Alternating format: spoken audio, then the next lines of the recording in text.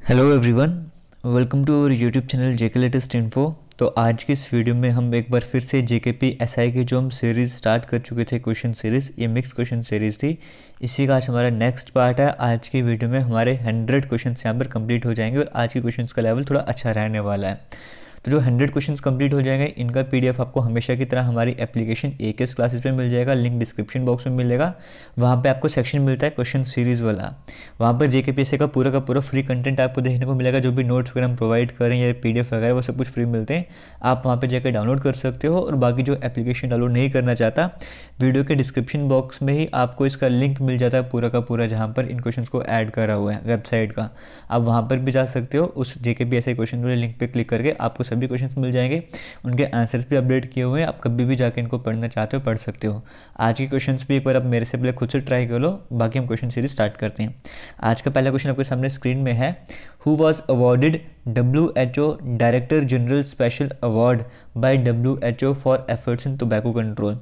इनमें से किसको जो है WHO की तरफ से, इनमें से किसको जो है WHO director general special award जो दिया गया है? क्यों दिया गया था भाई? तंबाकू कंट्रोल की बात करें, उस पर अच्छे एफर्ट्स लगाए गए थे, इस वजह से WHO के एक डायरेक्टर को स्पेसिफिक अवार्ड दिया गया था, जनरल स्पेसिफिक अवार्ड। वो कौन थे जिन्हें अवार्ड दिया गया था, आपसे ये पूछा है। टिफर्ड मॉन्जे, एंडी जैसे, डॉक्टर हर्षवर्धन, किको बर्ड। अब यहाँ पर आप देखोगे, कल आपको पढ़ाया था मैंने ऑप्शन एंडी जैसे वाला, है ना। ये आप सभी ने देखा होगा, आपको बताया था नए CEO बन चुके हैं अमेजोन के। तो जो कल पढ़ाया वो भूलना नहीं है, पहले भी रिवाइज करते जाना है। तो ऑप्शन भी तो कुछ समझ आएगा, CEO बने थे, इसलिए यहाँ पे ऑप्शन वो वाला ऐड आपको देखने को मिल रहा है। यहाँ पे जो करेक्ट आंसर होगा इस क्वेश्चन का, वो हो जाएगा डॉक्टर हर्षवर्धन। यहाँ पर ये करेक्ट आंसर हो जाएगा। बट यहाँ पे तंबाकू की बात करते हैं। आपको इतना भी पता होना चाहिए, नो तंबाकू डे कब होता है? 31 मई को वर्ल्ड नो तंबाकू डे होता है। आपको इतनी इन्फॉर्मेशन भी पता होना चाहिए, एग्जाम में क्वेश्चन पूछा जाता है। और अगर आपसे एग्जाम में पूछ लिया जाएगा 2021 में जो नो तंबाकू डे हुआ था, क्योंकि अभी 2022 में तो 31 में आया नहीं जब हम वीडियो बना रहे हैं। 2021 में जो ये वर्ल्ड नो तंबाकू डे आया था, उस दिन इसकी थीम क्या रखी गई थी? वो थीम भी आपको पता होनी चाहिए, कमिट टू क्विट। इस बार इसकी थीम रखी गई थी। इतनी इन्फॉर्मेशन भी आपको पता होनी चाहिए। इसी के साथ आगे बढ़ते हैं, हम नेक्स्ट क्वेश्चन की बात करते हैं। क्वेश्चन नंबर 88 की बात कर लेते हैं। Who has become the first female mountaineer to climb Mount Everest. पहली फास्टेस्ट, मतलब फास्टेस्ट फीमेल माउंटेनियर कौन बन चुके हैं जिन्होंने क्लाइम करा माउंट एवरेस्ट को? इस तरह का एग्जाम में आपका क्वेश्चन पूछा गया। फास्टेस्ट फीमेल माउंटेनियर, इस वर्ड पे फोकस करना है। और कौन से माउंटेन की बात करी जा रही है? माउंट एवरेस्ट की बात करी है। ऑप्शन ए में सैंग जिन ह्यूंग, बी में है जैंग होंग, सी में है मिंग पोंग और डी में है कोमचू पोमचू। तो अब यहाँ पर एक्चुअली में जापानीज़ के नाम वगैरह यस होते हैं। तो लास्ट में जो दो ऑप्शन है वो मैंने अपने से बना दिए, मिंग पोंग और कोमचू पोमचू। ठीक है, ये ऑप्शन मैंने अपने से बना दिए। इन दो में से एक आंसर करेक्ट रहने वाला है, वो आपको पहचानना होगा यहाँ पे कौन सा रहने वाला है। यहाँ पर जो करेक्ट आंसर हो जाएगा ऑप्शन नंबर ए हो जाएगा, सैंग जिन ह्यूंग। यहाँ पर जो है ये करेक्ट आंसर हो जाएगा। हांगकांग की रहने वाली एक टीचर थी ये, तो ऑप्शन नंबर ए यहाँ पे करेक्ट आंसर हो जाएगा। 25 घंटे और कुछ मिनट का टाइम यहाँ पर लिया था इसकी। अगर हम बात करते हैं इस क्लाइम करने में माउंट एवरेस्ट को, तो फास्टेस्ट फीमेल माउंटेनियर बन चुकी थी। इसी के साथ साथ हम माउंटेन एवरेस्ट की बात करें तो कुछ बेसिक इन्फॉर्मेशन आपको पता होनी चाहिए। माउंट एवरेस्ट का पीक आपको कुछ देर पहले आपको पता लगा था, 2020 के करीब यहाँ पर जो है इसका थोड़ा डाटा चेंज करा गया था। इसकी हाइट जो 8848 मीटर से चेंज करके कहा कि इसकी हाइट अब बढ़ गई है। तो 0.86 मीटर यहाँ पे आप ऐड कर सकते हो कि 0.86 मीटर इसकी हाइट बढ़ गई थी। तो इतना भी आप सभी को पता होना चाहिए। इसी के साथ अगर फुट की टर्म्स में बात करेंगे तो 29,000 फुट के लगभग कह सकते हो। 29,030 ऐसे कुछ करके फुट इसकी हाइट बनती है। आप एग्जैक्ट डाटा चेक कर सकते हो कितना बनता है। और ये जो कहा गया था कि ये 0.86 मीटर का अगर एडिशन वगैरह हुआ है, ये किसने बताया था? चाइनीज़ और जो नेपाल का एडमिनिस्ट्रेशन है उनके द्वारा ये बातें बताई गई थी। हिमालय की बात करते हैं, हाईएस्ट पीक आती है वर्ल्ड, आपको पता है कई सारे नाम है। नेपाल में इसको सागर मत्था के नाम से बुलाया जाता है, तिब्बत में इसको चोमलुंगमा के नाम से बुलाया जाता है। तो ये सारे नाम आपको हिमालय के पता होने चाहिए। इसी के साथ आगे चलते हैं नेक्स्ट क्वेश्चन की। यहाँ पर हम बात करते हैं क्वेश्चन नंबर 89 की तरफ बढ़ते हैं। यहाँ पर आपको बोला हुआ है, who become the first Asian blind to scale Mount Everest. अब आपसे देखो, हम सिर्फ इतना चाहते हैं, हम वीडियो को शेयर करो, आपकी तरफ से हमें अच्छा शेयर मिलेंगे, अच्छा रिस्पॉन्स मिलेगा।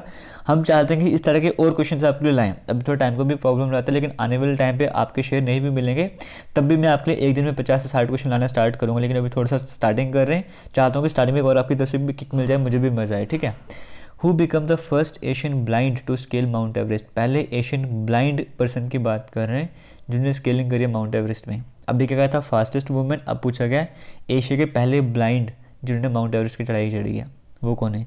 देखो सैंग यून ह्यूंग आपको पता है फास्टेस्ट फीमेल थी, ये आपको मैंने वैसे बता दिया, अपने से ऑप्शन बनाए हुए थे, तो बचकर जैंग होंग, ये करेक्ट आंसर हो जाएगा। ऑप्शन नंबर बी यहाँ पे करेक्ट है, चाइना के रहने वाले जैंग होंग यहाँ पे करेक्ट आंसर हो जाएगा। ठीक है, अगर आपसे पूछा जाएगा पहले ब्लाइंड पर्सन जो जिन्होंने माउंट एवरेस्ट में स्केल करा था, क्योंकि ऐसे तो हालांकि पूछा जाएगा अभी स्टार्टिंग में बन सकता है, लेकिन अभी फर्स्ट एशियन ब्लाइंड ही बन सकता है। अगर यहाँ से बनेगा फर्स्ट ब्लाइंड की बात करेंगे तो एरिक वर्ड याद रखना, ERI के ये पहले ब्लाइंड पर्सन थे जिन्होंने माउंट एवरेस्ट में चढ़ाई चढ़ी थी। आगे बढ़ने से पहले थोड़ा सा आपका टाइम लेना चाहूँगा।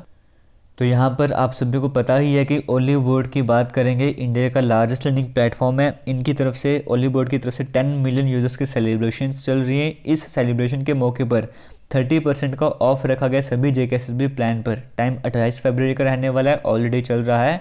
आप कोड यूज़ कर सकते हो TEN और आप इसके बेनिफिट उठा सकते हो। सभी आपको कोर्स देखने को मिल रहे होंगे, टेस्ट सीरीज भी है, समरी नोट्स भी, वीडियो लेक्चर्स भी। तो ओलिव बोर्ड की एप्लीकेशन का लिंक वीडियो के डिस्क्रिप्शन बॉक्स में मिल जाएगा, आप ओलिव बोर्ड की एप्लीकेशन को इंस्टॉल कर सकते हो और बेनिफिट उठा सकते हो।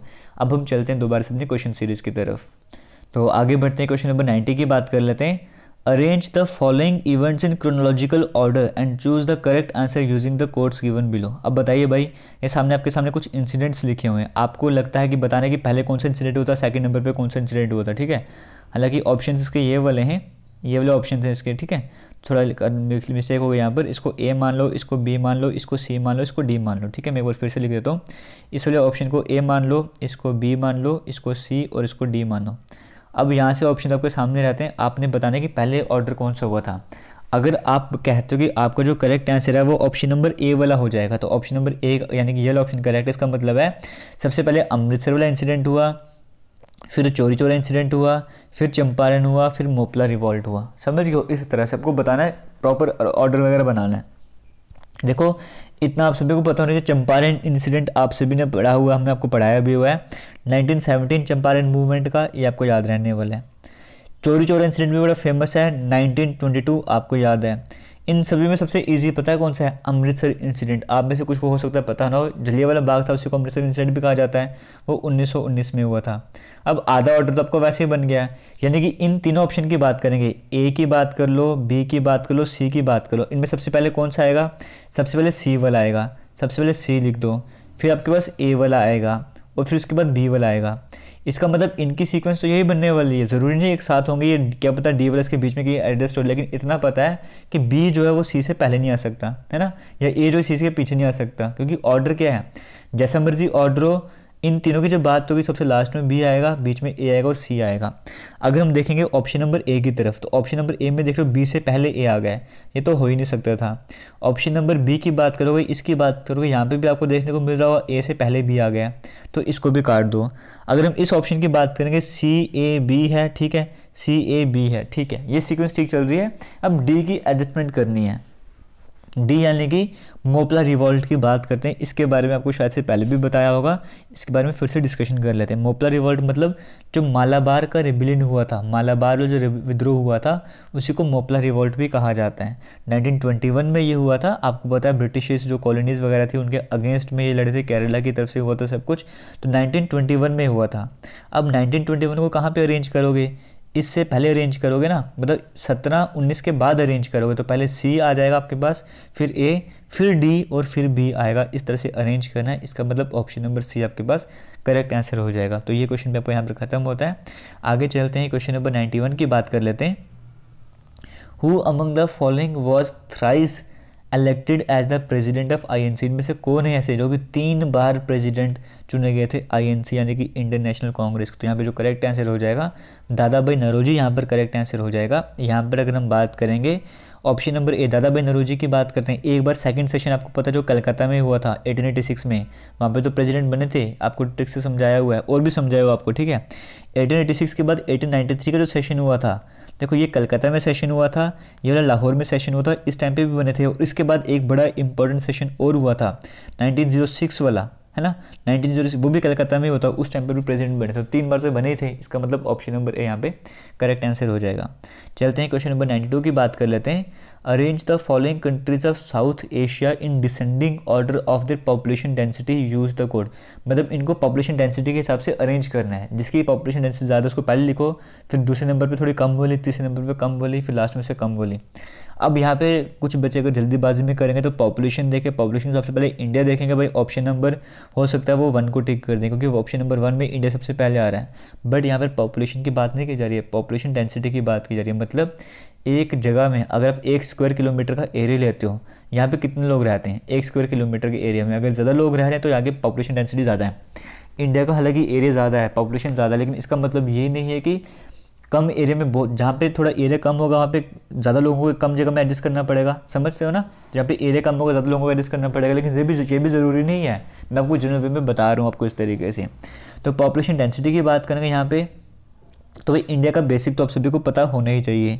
इंडिया की पॉपुलेशन डेंसिटी मैंने कहता कि एग्जैक्ट याद कर लो, बट अप्रॉक्सीमेटली अब आपको आगे भी आप एग्जाम वगैरह दे रहे हो, आपको इसके बारे में पता होना चाहिए। इंडिया के अप्रॉक्सीमेट बोलो 350 के आसपास रहते हैं, यानी कि 1 स्क्वायर किलोमीटर एरिया में इंडिया के 350 के करीब लोग रहा करते हैं। तो इंडिया की 350 है, लेकिन सबसे ज़्यादा इनमें से किसकी है, बांग्लादेश की 1000 से ऊपर चली जाती है।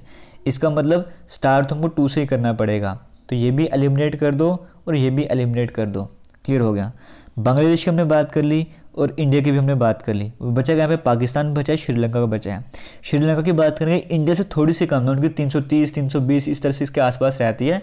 इंडिया की 350 के आसपास रहती है और श्रीलंका की इंडिया से थोड़ी सी कम रहती है। तो यानी कि हमें डिसेंडिंग ऑर्डर में अरेंज करना है, एक बांग्लादेश को अरेंज करना पड़ेगा, फिर इंडिया के बाद ही श्रीलंका आएगा, है ना। तो यानी कि सबसे पहले 2 वाला आएगा और 4 जब भी होगा वो इंडिया के बाद आएगा, 1 के बाद 4 आएगा। तो 1 के बाद 4 यहाँ पे भी देखने को मिल रहा है, यहाँ पे भी देखने को मिल रहा है। हमें पाकिस्तान की डेंसिटी पता होना चाहिए, पाकिस्तान की पॉपुलेशन डेंसिटी कितनी है। पाकिस्तान की 250 के आसपास आती है, यानी कि वो सबसे कम है। तो सबसे लास्ट में पाकिस्तान आना चाहिए। ऑप्शन नंबर 2 हमारे पास यहाँ पे करेक्ट आंसर हो जाएगा।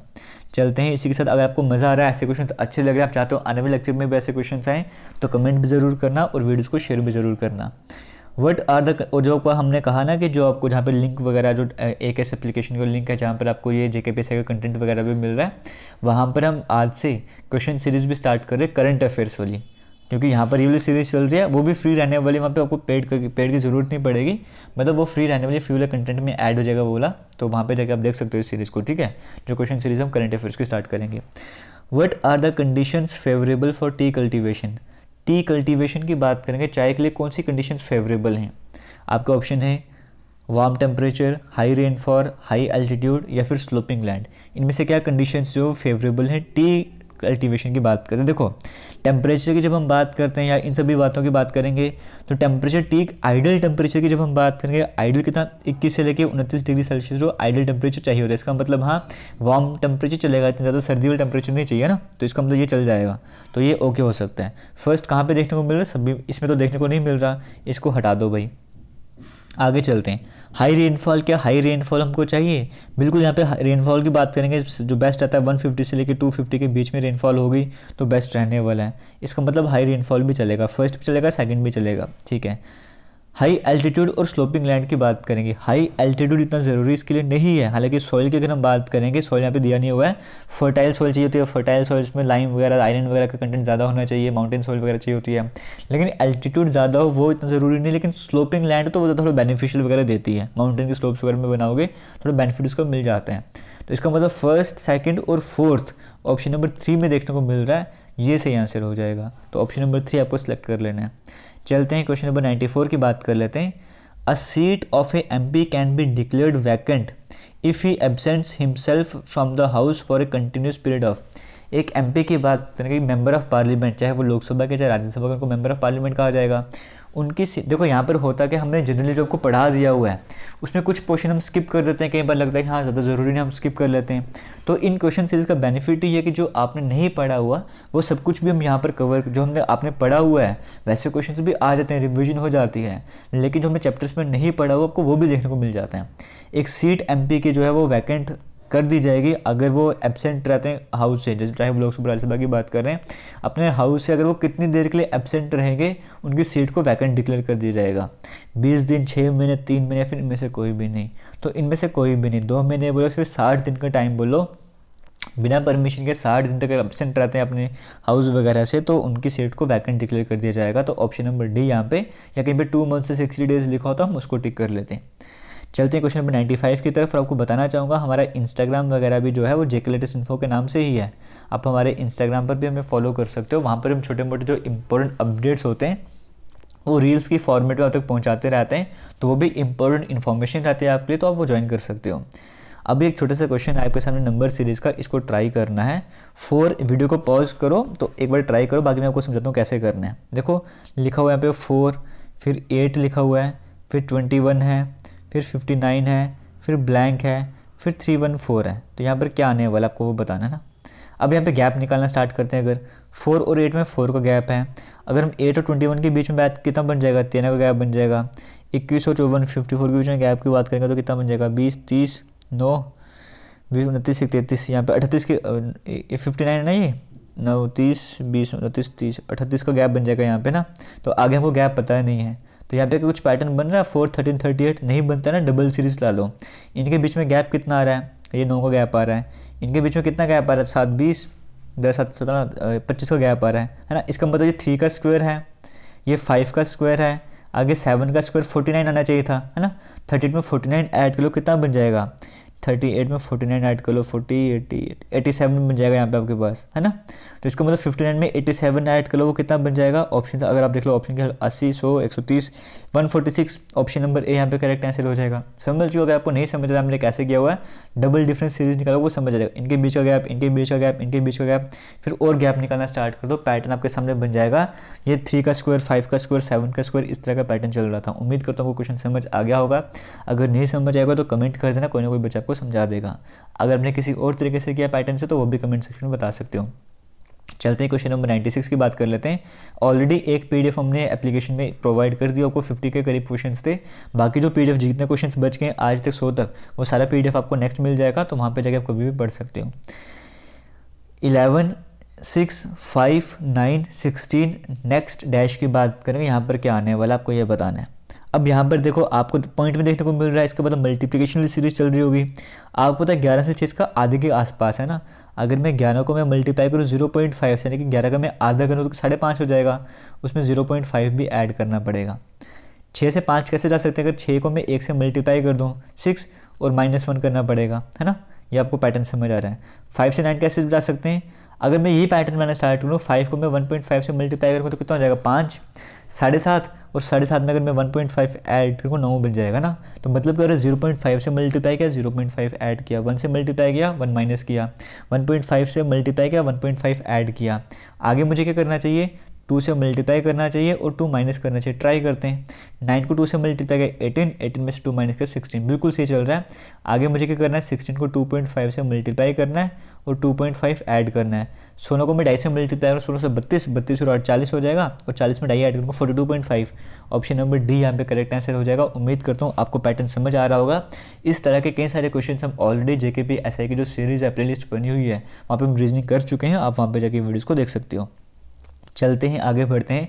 रीजनिंग की प्लेलिस्ट को भी अपडेट कर गया था कुछ दिन पहले, अगर आपने कोई वीडियोस नहीं देखे आप जाके वीडियोस देख सकते हो। क्वेश्चन नंबर 97 की बात कर लेते हैं। Among the following radiations which has the highest energy. In radiations की बात करेंगे, इनमें जो सबसे ज़्यादा एनर्जी होती है वो किस में होती है, आपसे वो पूछा गया। Visible, x ray, ultraviolet. और आपको बताना चाहूँगा जो हमारी वेबसाइट है, ऑफिशियल वेबसाइट jklatestinfo.com के नाम से जो आप सर्च करते हो ना, वहाँ पर वैसे वो क्विज़ ई नोट्स वाले कई सारे सेक्शन देखने को मिलते हैं। आप क्विज़ वाले सेक्शन में जाओ, कई सारे एग्जाम के वहाँ पे क्विज़ देखने को मिलेंगे, सब्जेक्ट वाइज भी देखने को मिलेंगे। आप क्विज़ करना चाहते हो फ्री है वहाँ पे सब कुछ, आप कभी भी जाके क्विज़ वगैरह अटैम्प्ट कर सकते हो, अपना वहाँ पे स्कोर वगैरह चेक कर सकते हो, प्रॉपर आंसर भी दिए होते हैं, सब कुछ एनालिसिस वहाँ पे जाके कर सकते हो। फिलहाल इस क्वेश्चन की बात करेंगे, इन रेडिएशन में से जो किसकी एनर्जी ज़्यादा होती है। आपको एक एनर्जी का फॉर्मूला अपने पढ़ा हुआ एच म्यू, है ना। यहाँ पे एच जो होता है वो प्लैंक्स कांस्टेंट होता है और व्यू फ्रीक्वेंसी के बराबर होता है, यानी कि जिससे ज़्यादा फ्रीक्वेंसी उसकी ज़्यादा एनर्जी हो गई। इनमें से सबसे ज़्यादा एनर्जी किसकी होती है, एक्सरे की एनर्जी ज़्यादा होती है। अगर वेवलेंथ किसकी फ्रीक्वेंसी किसकी ज़्यादा होती है, एक्सरे की फ्रीक्वेंसी ज़्यादा होती है। अगर एक्सरे की फ्रीक्वेंसी ज़्यादा हुई तो एनर्जी भी इसी की ज़्यादा होगी, तो ऑप्शन नंबर बी यहाँ पर करेक्ट आंसर हो जाएगा। आगे चलते हैं, क्वेश्चन नंबर 98 की बात करते हैं। Which one of the following can extinguish fire more quickly. इनमें से क्या है जो फायर को जल्दी से बुझाने का काम कर देगा, cold water, boiling water, hot water या फिर आइस वाटर। तो बताओ करेक्ट आंसर क्या हो जाएगा। यहाँ पर जो करेक्ट आंसर होगा वो बॉइलिंग वाटर हो जाएगा, क्योंकि आप सभी को इसके बारे में पता होगा बॉइलिंग वाटर जब हीट को एब्जॉर्ब करना स्टार्ट करेगा, क्योंकि बॉइलिंग वाटर इसका मतलब उसके वेपर बनने जाने कुछ देर के बाद तो वो जो भी हीट एब्जॉर्ब करेगा वो कौन सी हीट एब्जॉर्ब करेगा, लेटेंट हीट की फॉर्म में एब्जॉर्ब करेगा, ताकि अपने वो स्टेट को चेंज कर सके। एक होता है ना जब किसी चीज़ को गर्म करते हो टेम्परेचर बढ़ जाता है, और एक होता है गर्म करने पे टेम्परेचर तो नहीं बढ़ता, स्टेट चेंज हो जाती है, मतलब सॉलिड से लिक्विड बन जाएगा, लिक्विड से गैस बन जाएगा ऐसे। तो यहाँ पे जो ये हीट यूज़ करेगा बॉयल कर रहा है तो यानी कि वेपर बनना चाहता है, वो लेटेंट हीट के फॉर्म में हीट लेगा ताकि वो वेपर स्टेट में पहुँच सके।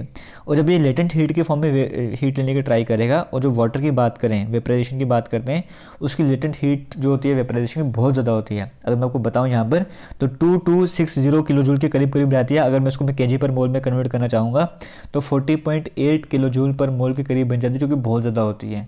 तो इतनी ज़्यादा उसको लेटेंट हीट वगैरह चाहिए, तो इसके कारण क्या होगा, जो फायर है जल्दी एक्सटिंग्विश हो जाएगी। तो आपको समझ आ रहा होगा उम्मीद करता हूँ। चलते हैं क्वेश्चन नंबर 99 की बात कर लेते हैं। तो आज के क्वेश्चन का लेवल कैसा लगा आपको, ये भी कमेंट सेक्शन में ज़रूर बता देना। The metal constituent of chlorophyll, chlorophyll के बारे में पढ़ते रहते हो, जो पत्तों वगैरह की बात करते हैं, क्लोरोफिल वगैरह की हम बात करते हैं पेड़ों की। जो क्लोरोफिल होता है इसमें कौन सा मेटल होता है आपको देखने को मिल रहा है, आयरन, पोटेशियम, मैंगनीज या फिर मैग्नीशियम। इसमें मैग्नीशियम होता है, जिसका सेंट्रल पार्ट होता है, रिंग की बोलो, रिंग का पोर्शन बोलो, वो जो मैग्नीशियम का बना होता है।